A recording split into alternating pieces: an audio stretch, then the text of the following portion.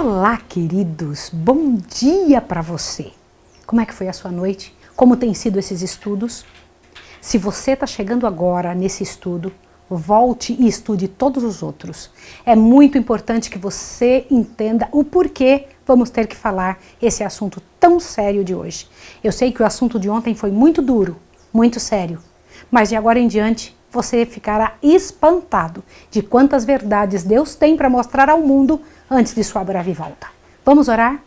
Santo Deus e amado Pai, louvado seja o teu nome. Nós te agradecemos, Senhor, porque o Senhor é Deus e o Senhor não esconde de nós as situações que iremos passar. Abençoa-nos agora, encha-nos o coração, fortalece-nos segundo a graça de Jesus. É em nome dele que rogamos e agradecemos. Amém. O seu programa A Tocha está começando.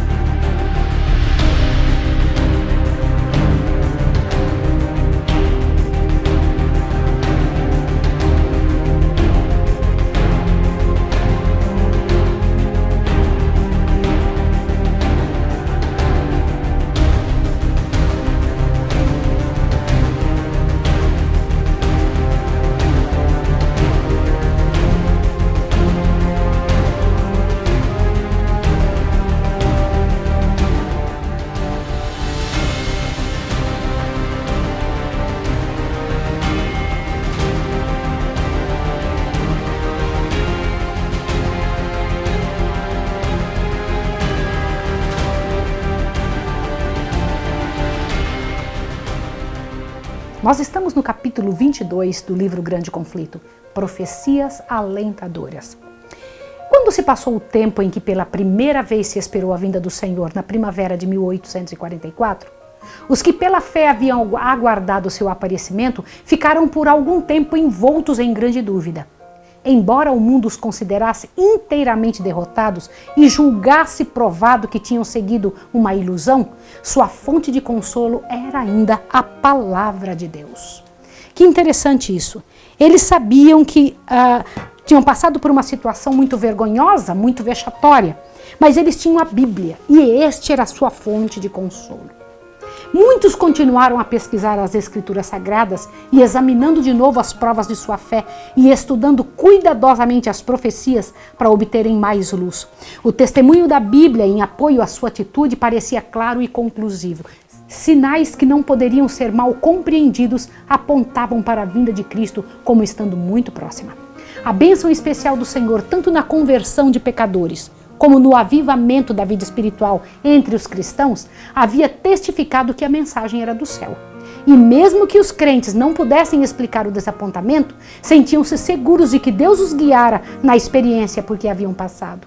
Esperavam pacientemente na fé, segundo a qual os que não lhe era obscuro a inteligência se faria claro no tempo preciso. Estudavam profecias, e entre estas profecias estava a de Abacuque, capítulo 2, 1 a 4, que diz o seguinte: sobre a minha guarda estarei, e sobre a fortaleza me apresentarei e vigiarei, para ver o que fala comigo, e o que eu responderei quando eu for erguido. Então o Senhor me respondeu e disse: escreve a visão, torna-a bem legível sobre tábuas, para que a possa ler o que correndo passa, porque a visão é para o tempo determinado, e até o fim falará e não mentirá. Se tardar, espera-o, porque certamente virá e não tardará. E eis que se a sua alma se incha, não é reta nele, mas o justo viverá pela fé. Esse tipo de fala da profecia enchia o coração das pessoas porque dava a entender que haveria uma tardança. Já em 1842, a ordem dada nessa profecia de escrever a visão e torná-la bem legível sobre tábuas, a fim de que quem pudesse ler fosse aquela pessoa que correndo passasse, havia sugerido a Carlos Fitt a preparação de um mapa profético a fim de ilustrar as visões de Daniel e de Apocalipse. A publicação deste mapa foi considerada como cumprimento da ordem dada por Abacuque. Todavia, ninguém naquele tempo notou que uma visível demora no cumprimento da visão Um tempo de tardança é apresentado na mesma profecia. Depois do desapontamento, pareceu muito mais significativa esta passagem. A visão é ainda para um tempo determinado, e até o fim falará e não mentirá. Se tardar, espera-o, porque certamente virá e não tardará, mas o justo viverá pela fé. Foi também fonte de encorajamento e conforto aos crentes uma parte da profecia de Ezequiel, que diz assim: "E veio ainda a mim a palavra do Senhor, dizendo: Filho do homem, que ditado é este que vós tendes na terra de Israel, dizendo: Prolongar-se-ão os dias e perecerá toda a visão? Portanto, dize-lhes: Assim diz o Senhor Jeová: Chegarão os dias e a palavra de toda visão falarei, e a palavra que eu falar será cumprida e não será diferida." Os que esperavam começaram a se alegrar, crendo que aquele que conhece o fim desde o princípio havia olhado através dos séculos e, prevendo-lhes o desapontamento, lhes dera palavras de animação e esperança. Não fossem essas porções da Escritura advertindo-os a esperar com paciência e a conservar firme a confiança da palavra de Deus, sua fé teria fracassado naquela hora de prova. A parábola das 10 virgens mostra uma tardança. Nessa parábola, como em Mateus 24, duas classes são representadas. Todos haviam tomado as suas lâmpadas, a Bíblia, e mediante sua luz saíram para encontrar o esposo. Mas enquanto as loucas, tomando as suas lâmpadas, não levaram azeite consigo, as prudentes levaram azeite em suas vasilhas com as suas lâmpadas. A última classe tinha recebido a graça de Deus e o poder do Espírito Santo, que regenera e alumia, tornando a palavra divina uma lâmpada para os pés e luz para o caminho. No temor de Deus, estudaram as Escrituras para aprenderem a verdade e fervorosamente buscaram a pureza de coração e de vida. Possuíam uma experiência pessoal, fé em Deus e em sua palavra, que não podia ser derrotados por desapontamento ou demora. Outras, tomando as suas lâmpadas, não levaram azeite consigo. Haviam se movido por um impulso de momento. Seus temores foram excitados pela mensagem solene, mas haviam dependido da fé que possuíam seus irmãos, estando satisfeitos com a luz vacilante das boas emoções, sem terem compreensão perfeita da verdade, nem experimentarem uma genuína operação da graça no coração. Tinham saído para encontrar com o Senhor, cheios de esperança, com a perspectiva de imediata recompensa, mas não estavam preparados para a demora e desapontamento. Quando vieram as provações, faltou-lhes a fé, e a sua luz se tornou bruxuleante. Eu vou ler para você isso de forma especial, tá bom? Vamos tentar entender isso de uma forma melhor agora, para que você possa compreender por que é que o Senhor Deus usa a parábola das virgens para nos fazer entender o que foi que aconteceu nessa época de 1844. Por favor, observe isso daqui, ó. E tardando o esposo é Cristo, tá? E tardando o esposo, todas elas toscanejaram e dormiram, e adormeceram. Pela tardança do esposo é representada a passagem do tempo em que o Senhor era esperado, o desapontamento e a aparente demora. Interessante isso, né? Você sabia que a parábola das 10 virgens mostra o grupo esperando Jesus, Jesus demorando, e algumas então se cansaram de esperar e acabaram dormindo. Outras permaneceram ativas, né? Agora observe. Nesse tempo de incerteza, o interesse dos que eram superficiais e não de todo sincero começou logo a vacilar, arrefecendo seus esforços. Mas aqueles cuja fé se baseavam no conhecimento pessoal das Escrituras Sagradas tinham sob os pés uma rocha que as ondas do desapontamento não poderiam destruir. Tosquenejaram todas e adormeceram. Uma classe na indiferença e abandono de sua fé, outra esperando pacientemente até que mais clara luz lhe fosse proporcionada. Mas na noite de prova, a última pareceu perder, até certo ponto, o zelo e a devoção. Os que eram medianamente dedicados e superficiais não mais puderam apoiar-se na fé de seus irmãos, cada qual tinha de por si mesmo ficar em pé ou cair. Por esse tempo começou a aparecer o fanatismo. Alguns se haviam professado ser zelosos crentes na mensagem, começaram a rejeitar a palavra de Deus como o único guia infalível e, pretendendo ser guiados pelo Espírito, entregavam-se ao governo de seus próprios sentimentos, impressões e imaginação. Alguns houve que manifestaram um zelo cego e fanático, condenando a todos os que não lhe sancionasse o proceder. Suas ideias e atos fanáticos não encontraram simpatia da grande corporação dos adventistas. Serviram, no entanto, para acarretar o opróbrio e vergonha à causa da verdade. Satanás, por esse meio, estava procurando opor-se à obra de Deus e destruí-la. O povo tinha sido grandemente abalado pela obra do advento. Havia se convertido milhares de pecadores e homens fiéis dedicavam-se à tarefa de proclamar a verdade, mesmo no tempo da tardança. O príncipe do mal perdia seus súditos e, no intuito de acarretar a vergonha à causa de Deus, procurou enganar alguns que professavam a fé, levando-os a extremos. Seus agentes estavam alerta para apanhar todo erro, falta e ato indecoroso e apresentá-los ao povo exageradamente, a fim de tornar odiosos os adventistas e sua fé. Assim, quanto maior fosse o número dos que ajudasse para professar fé no segundo advento, possuindo-lhes ao mesmo tempo o coração, tanto maior vantagem alcançaria e chamaria para eles a atenção como representantes de todo o corpo de crentes. Satanás é o acusador de nossos irmãos. E é seu espírito que inspira os homens a espreitar os erros e defeitos do povo do Senhor, conservando-o sob observação, enquanto deixa ignorando suas boas ações. Ele está sempre em atividade quando Deus opera pela salvação de almas. Quando os filhos de Deus se apresentam perante o Senhor, Satanás vai também entre eles. Em todo avivamento está ele pronto para introduzir os de coração não santificado e desequilibrados de espírito. Quando esses aceitam alguns pontos da verdade e adquirem um lugar entre os crentes, opera por meio deles a fim de introduzir teorias que enganarão os incautos. Não se prova que qualquer homem seja cristão verdadeiro por encontrar-se em companhia dos filhos de Deus, mesmo na casa de culto e à mesa do Senhor. Satanás frequentemente ali se acha, nas ocasiões mais solenes, sob a forma daqueles que se pode usar como agentes. O príncipe do mal disputa cada polegada do terreno em que o povo de Deus avança em sua jornada rumo à cidade celestial. Nenhuma reforma em toda a história da igreja foi levada avante sem encontrar sérios obstáculos.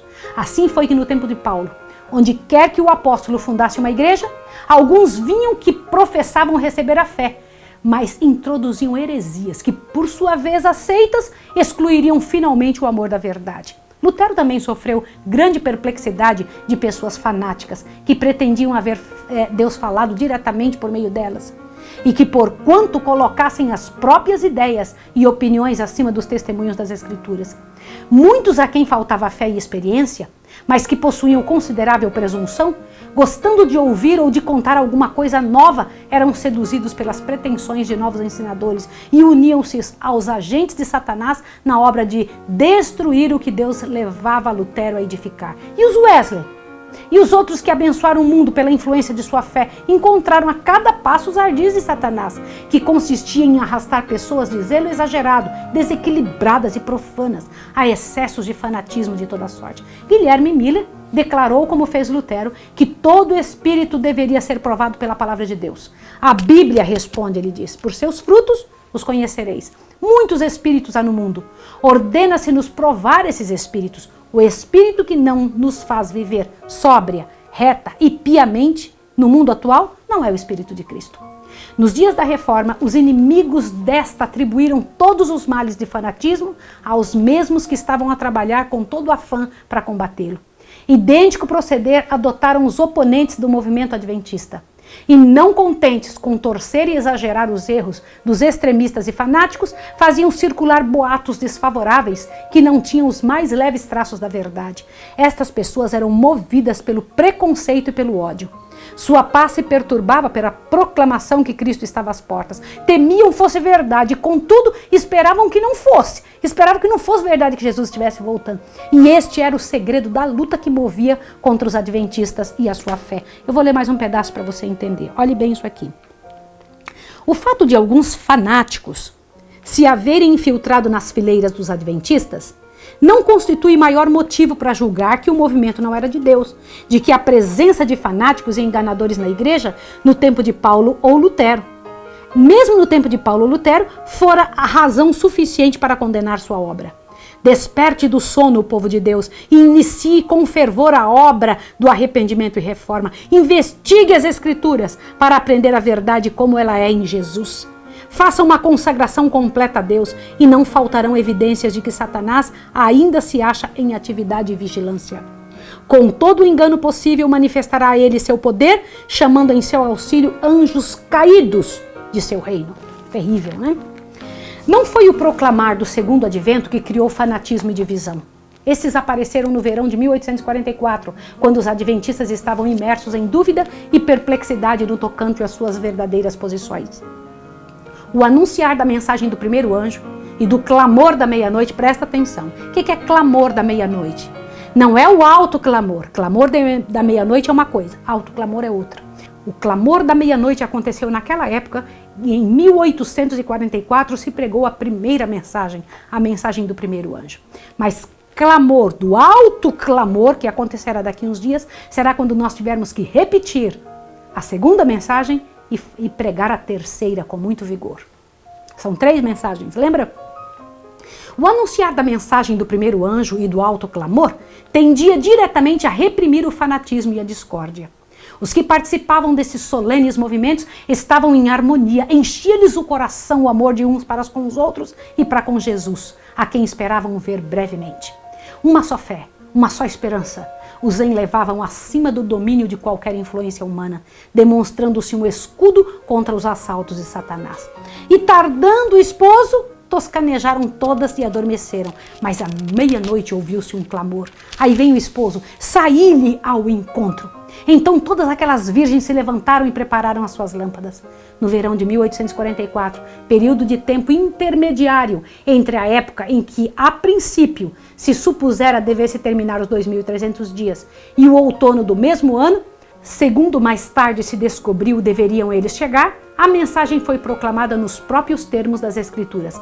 Aí vem o esposo. O que determinou esse movimento foi descobrir-se que o decreto de Artaxerxes para a restauração de Jerusalém, o qual estabelecia o ponto de partida para o período dos 2.300 dias, então em vigor no outono do ano 457 a.C. e não no começo do ano, conforme anteriormente se havia crido.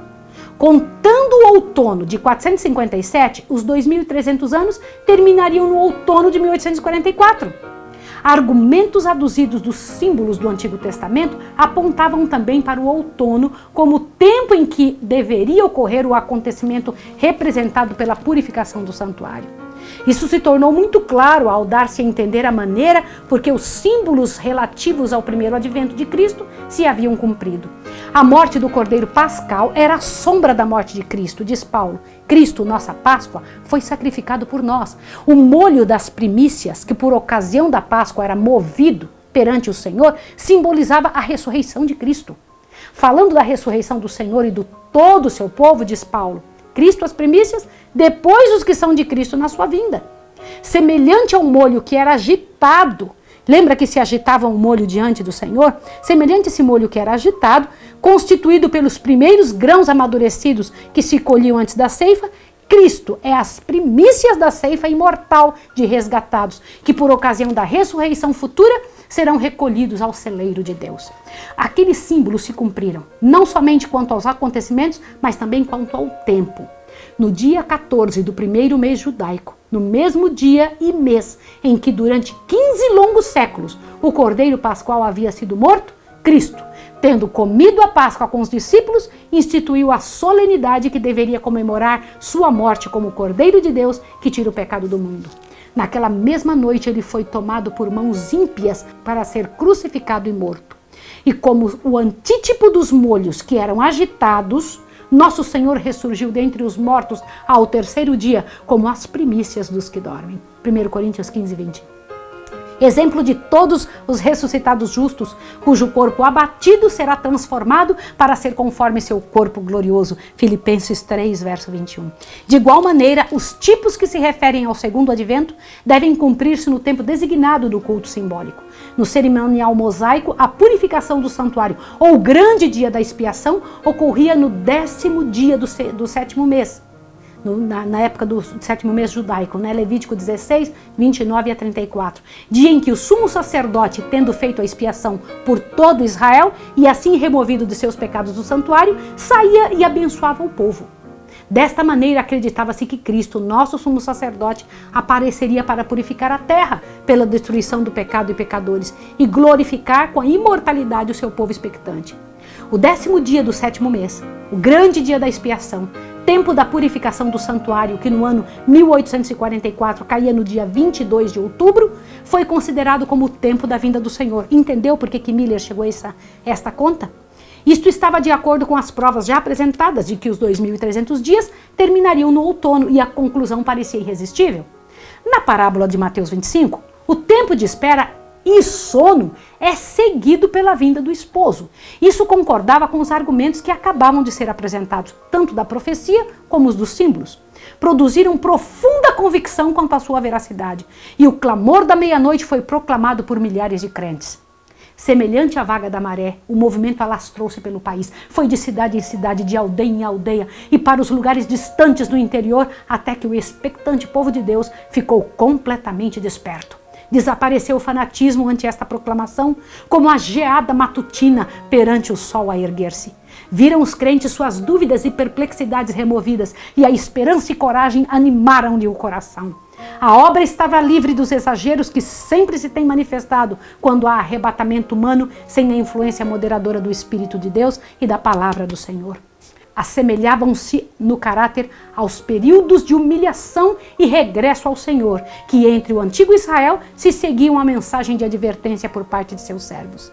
Teve as características que distinguem a obra de Deus em todas as épocas.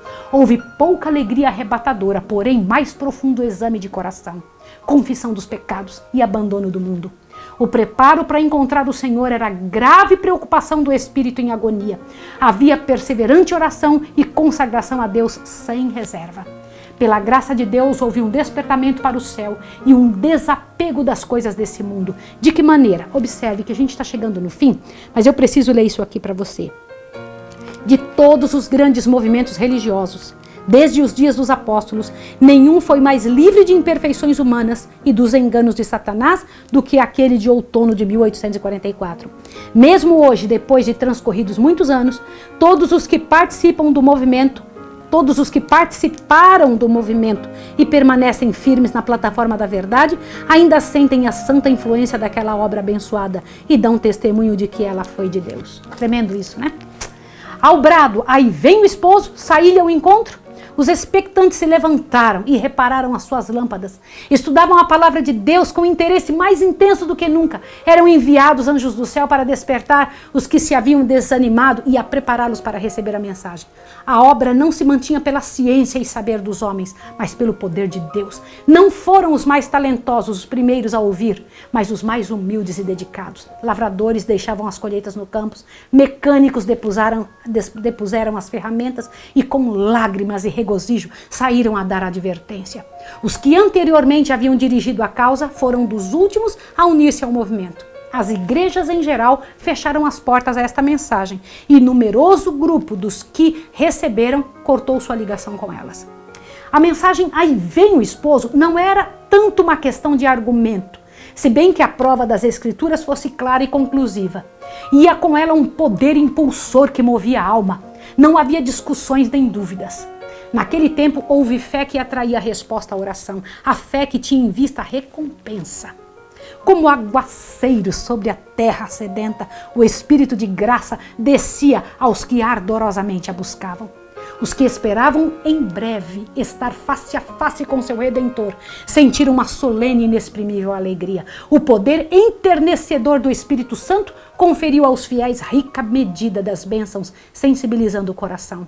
Cuidadosa e solenemente, os que receberam a mensagem chegaram ao tempo em que esperavam encontrar-se com o Senhor. Sentiam como primeiro dever cada manhã obter certeza de estarem aceitos por Deus.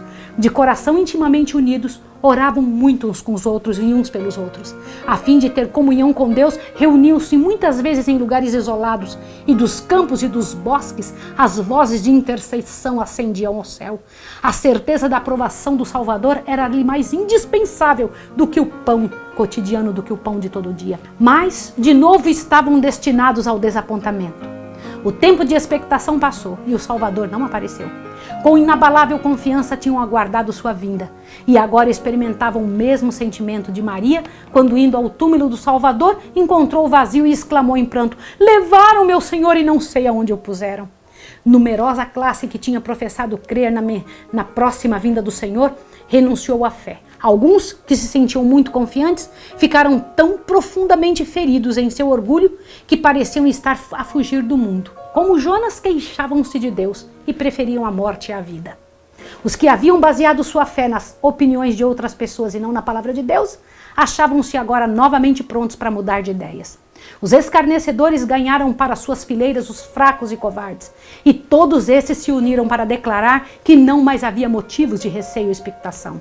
O tempo havia passado, o Senhor não viera, e o mundo poderia permanecer o mesmo por milhares de anos. Eu vou ler a última passagem para você entender como termina essa parte do nosso estudo de hoje. Olhe bem, os crentes fervorosos e sinceros haviam abandonado tudo por Cristo, desfrutando sua presença como nunca antes.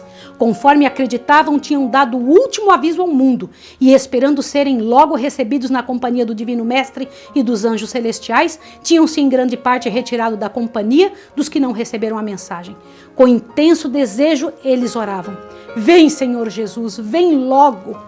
Mas ele não viera. E agora, assumir de novo o fardo pesado dos cuidados e perplexidades da vida, suportar as acusações e zombarias de um mundo escarnecedor, era uma terrível prova de paciência. Todavia, esse desapontamento não foi tão grande como os que experimentaram os discípulos por ocasião do primeiro advento de Cristo. Quando Jesus cavalgou triunfantemente para Jerusalém, seus seguidores acreditavam estar ele prestes a ascender ao trono de Davi e libertar Israel dos opressores. Cheios de alegria e gozo antecipado, competiam uns com os outros em prestar honras ao seu rei. Muitos lhes atendiam o caminho seus próprios mantos, lembra disso? Uniam-se com entusiástica alegria nas aclamações festivas: "Hosana ao filho de Davi!" Quando os fariseus, perturbados e enraivecidos por esta manifestação de júbilo, quiseram que Jesus repreendesse os discípulos, ele replicou: "Se esses se calarem, as próprias pedras falarão." Lembra disso? A profecia devia ser cumprida. Os discípulos estavam executando o propósito de Deus. Entretanto, amargo desapontamento os aguardava. Apenas decorridos alguns dias, tiveram de testemunhar a morte atroz do Salvador, aquele mesmo que eles tinham dito: "Hosana ao filho de Davi", pensando que ia subir no trono. E então tiveram que conduzir Jesus à sepultura. As expectativas que nutriam não se haviam realizado em um único particular, e suas esperanças morreram com Jesus. Não puderam, antes de o Salvador triunfar do túmulo, perceber que tudo havia sido predito na profecia e que convinha que o Cristo padecesse e ressuscitasse dos mortos. De igual maneira, Miller e seus companheiros cumpriram a profecia e proclamaram a mensagem que a inspiração predissera, mas não o teriam feito se tivesse compreendido completamente as profecias que indicavam o seu desapontamento e outra mensagem a ser pregada a todas as nações antes que o Senhor viesse.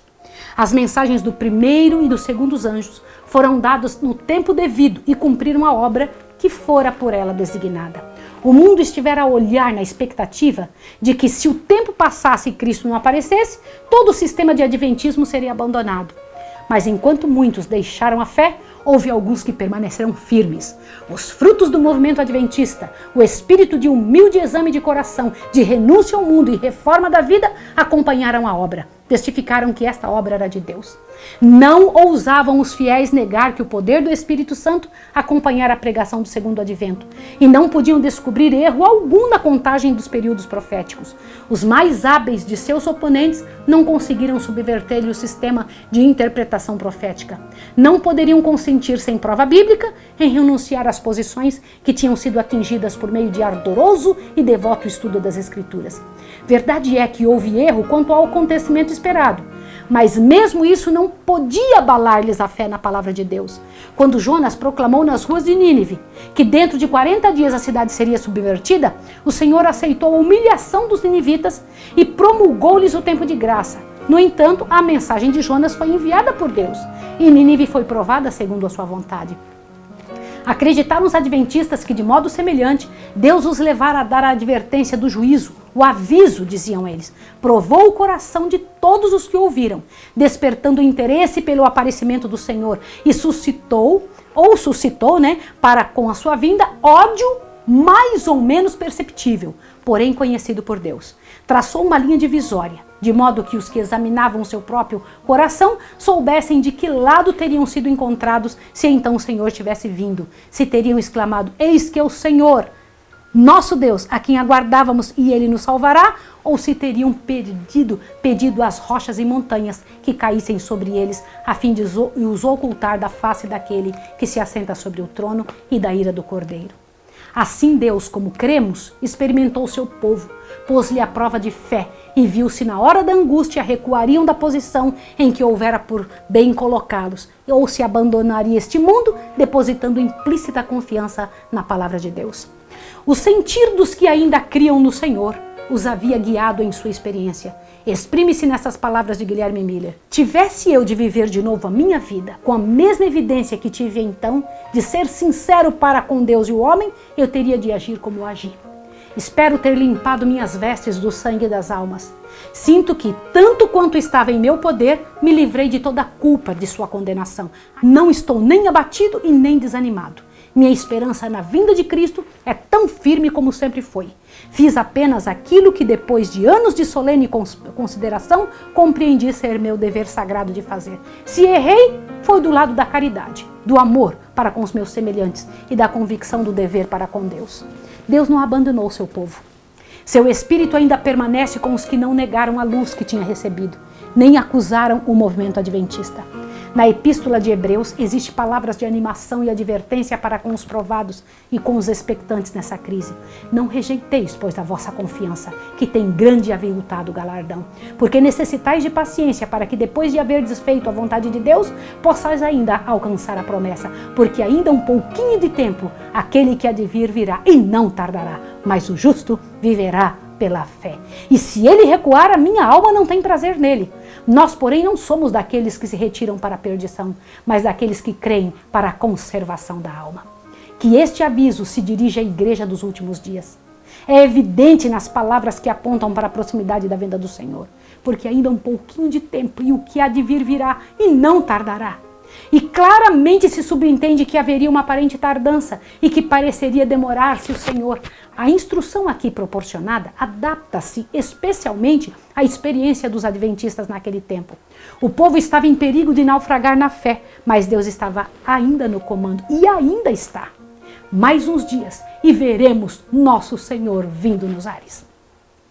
Como é que fica seu coração em entender que havia em Deus, havia em todas estas situações, um cuidado de Deus por trás? Era o nosso Deus que estava cuidando, era o nosso Deus que estava dirigindo, era o Deus que estava levando o povo para aquele momento. Que embora a decepção, ele estava dizendo, eu vou demorar um pouquinho, vai haver tardança, ainda tem gente para eu buscar. Eu preciso orar com você, para que o mesmo não aconteça conosco, mesmo nesse tempo em que estamos aguardando Jesus Cristo voltar nas nuvens dos céus. Vamos orar? Santo Deus e Pai, louvado, bendito seja o teu nome para sempre. Nós louvamos o teu nome porque na tua palavra nada se perde. Já havia, Senhor, indícios claros na tua palavra de que haveria tardança, de que haveria uma decepção. Nos ajude, Senhor, a estarmos firmes e que nossa proposta de estar perto de ti seja pelo Senhor e não pelos acontecimentos. Em nome de Jesus. Amém. Deus abençoe você e até amanhã. Não falte. Amanhã será um dia muito especial. Nós vamos estudar o Santuário Celestial. Até amanhã. Um abraço.